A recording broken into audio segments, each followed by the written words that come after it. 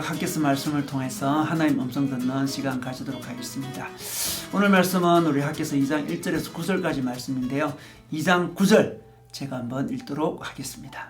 그 옛날 찬란한 그 성전보다는 지금 짓는 이 성전이 더욱 찬란하게 될 것이다. 나 만군의 주가 말한다. 내가 바로 이곳에 평화가 깃들게 하겠다. 나 만군의 주의 말이다. 우리 이 구절을 중심으로 바닥에서 살아도 하늘을 보라라는 제목으로 말씀 나누고 싶습니다. 우리 하나님께서는 학개 선지자를 통해서 바빌론에서 돌아온 이스라엘 백성에게 성전을 재건하라고 말씀하셨습니다. 성전을 재건한다는 것은 이스라엘 백성의 사명을, 이스라엘 백성의 부르심을 다시 세운다는 의미입니다. 오늘 말씀은 우리 기원전 520년 7월 21일에 전한 말씀인데, 이때가 바로 성전을 재건한 지 한 달 정도 되는 때였습니다. 성전은 4년에 걸쳐서 공사를 진행하게 되었는데 이제 한 달 정도밖에 되지 않아서 성전의 기초를 놓고 성전 지을 준비 정도를 하고 있는 그런 시점이었습니다. 그때 우리 이스라엘 백성 중에 나이든 우리 백성들이 이전에 솔로몬 성전과 지금 짓고 있는 성전을 비교하게 되었습니다. 솔로몬 성전은 참으로 화려했습니다. 레바논에서 수입한 백양목으로 그리고 수많은 금과 음으로 치장하면서 지어졌습니다. 근데 오늘 제2성전 스룹바벨 성전은 너무나 초라하게 지어지고 있습니다. 나무가 제대로 없기 때문에 팔레스타인에 있는 잡목으로 성전을 짓게 되었고 금과 음도 없었습니다. 그리고 성전을 지을 만한 기술자도 부족했습니다. 특별히 성전 안에 있는 언약궤, 법궤가 없었습니다. 법궤는 바로 하나님의 임재를 상징하는 거죠. 바빌론이 성전을 파괴할 때에 법궤는 사라져버렸고 지금도 그 법궤는 찾을 수가 없습니다. 제2성전을 재건하면서 그들의 마음에 낙심이 되었습니다. 기대하는 마음이 사라지고 힘이 빠지기 시작했습니다. 왜냐 그러면 솔로몬 성전과 비교가 되었기 때문에 그렇습니다. 그래서 하나님은 학개를 통해서 백성들에게 말씀하십니다. 힘을 내라고 말씀하십니다. 하나님과의 언약은 변함이 없다고 말씀하십니다. 하나님은 우리의 하나님이고 이스라엘 백성은 하나님의 백성이라고 말씀하십니다. 그리고 하나님의 영은 여전히 그들과 머물러 있다고 말씀하십니다. 비록 법궤가 없어도 하나님은 그들과 함께 임재하신다고 말씀하십니다. 비록 초라하게 보이는 성전이라 할지라도 하나님이 함께 하신다고 하십니다.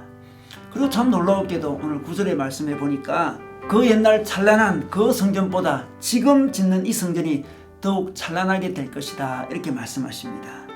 그리고 이곳에 하나님의 평화가 깃들 것이다 이렇게 말씀하십니다. 여러분, 이 말씀은 무슨 의미일까요? 여러분, 스룹바벨 성전은 예수님 당시에 헤롯 대왕에 의해서 다시 재보수되었습니다. 아주 화려한 성전으로 보수되고 있었습니다. 그러면 하나님께서 오늘 말씀하시는 것은 화려한 성전으로 헤롯에서 재보수된다, 그 말씀을 하시는 것일까요? 그 말씀이 아니었습니다. 하나님께서 더 찬란한 성전이 된다는 말씀은 제2성전을 개보수할 때에 예수님이 오신다는 겁니다.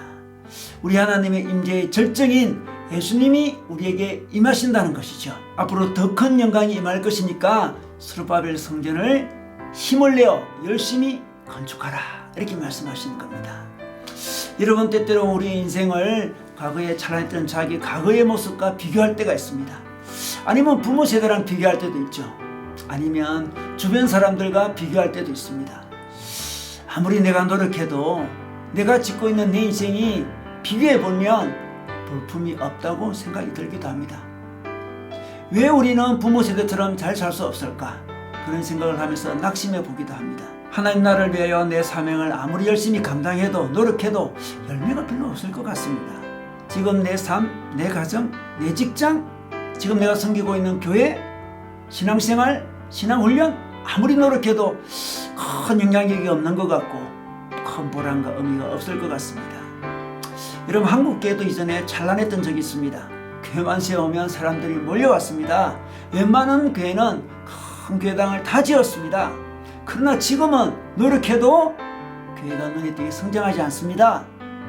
이전에 교회를 다들 존경했지만 지금은 싫어하고 비판까지 합니다. 우리가 이 땅에서 하나님 나라를 세우는 이 노력이 요즘 세대에는 큰 의미가 없을 것 같습니다.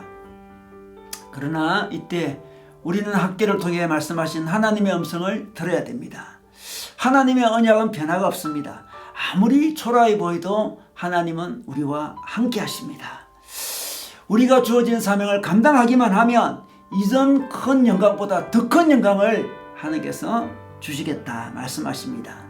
눈에 띄는 일이 없을 수 있습니다. 그럼에도 불구하고 가장 큰 영광은 하나님의 임재, 예수님의 임재가 아니겠습니까? 예수님의 큰 임재를 우리에게 경험케 하겠다 이렇게 말씀하십니다. 그러므로 우리는 자신의 과거와 오늘을 비교하지 말아야 됩니다. 주위 사람과 비교하지 말아야 됩니다. 대신 주어진 삶에 성실히 최선을 다하면 되는 것입니다. 자신에게 주어진 삶, 자신의 가정, 자신의 직장, 자신의 교회 믿음으로 세우면 됩니다. 비록 초라하게 보여도 바닥에서 살아도 하늘을 바라보면 됩니다. 우리 하나님께서 우리에게 우리의 노력이, 우리의 헌신이 의미 있다고 하십니다. 더 큰 영광을 보게 될 것이라고 하십니다. 더 큰 영광을 약속하십니다. 그러므로 우리는 우리의 부르심, 우리의 성전을 묵묵하게 지어가면 좋겠습니다. 성실히 묵묵하게 주어진 인생을 살아가면 좋겠습니다. 그러므로 오늘도 저희들은 우리 하나님의 큰 영광을 소망하면서 부르심의 장소에서 묵묵히 최선을 다하는 순간이 되기를 주님의 이름으로 축원합니다.